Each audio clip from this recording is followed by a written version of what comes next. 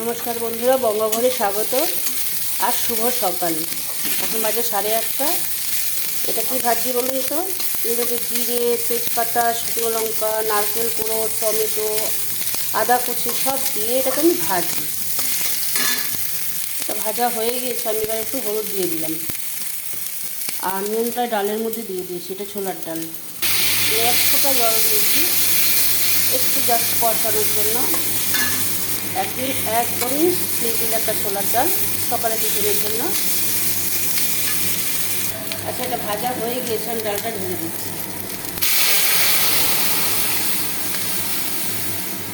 ছোলার ডালটা দিয়ে দিলাম।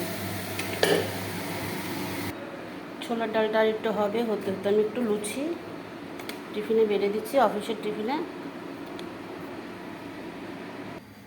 তো আমার টিফিন বাড়া হয়ে গিয়েছে, এবার অফিসের জন্য সব রওনা দেবে। তারপরে আবার বাকি কাজ শুরু করব। আপনাদের সারাদিন খুব ভালো কাটুক, সুস্থ থাকুন।